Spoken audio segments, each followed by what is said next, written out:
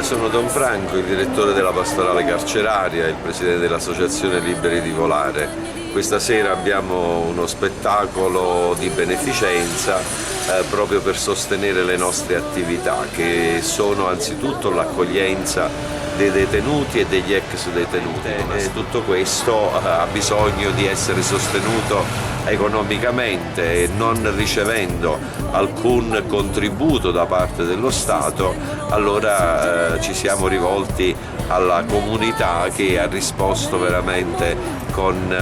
una generosità enorme, e devo dire che i primi a rispondere con una generosità sono stati gli artisti che si esibiscono questa sera. In primo luogo proprio Anna Calemme, già conosciuta per la sua disponibilità e non solo per la sua enorme professionalità, e lei in modo particolare con questo spettacolo contribuisce veramente a sostenere l'opera di oltre 150 volontari, che sia nelle attività che svolgiamo nel carcere che quelle che svolgiamo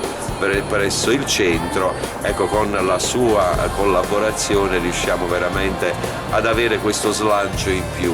e credo che questo spettacolo veramente stasera sia anche molto significativo per sensibilizzare proprio la comunità esterna al carcere a un'attenzione maggiore a questa problematica. Questa esperienza che stiamo vivendo è un'esperienza che fa sì che queste persone possano ricevere tutti gli aiuti possibili per una rieducazione e un reinserimento nella società. È una realtà particolarmente interessante perché coinvolge anche le famiglie dei detenuti. Abbiamo circa 400 famiglie che sosteniamo con generi di prima necessità, e altre famiglie che poi seguiamo anche con un gruppo di avvocati che hanno dove c'è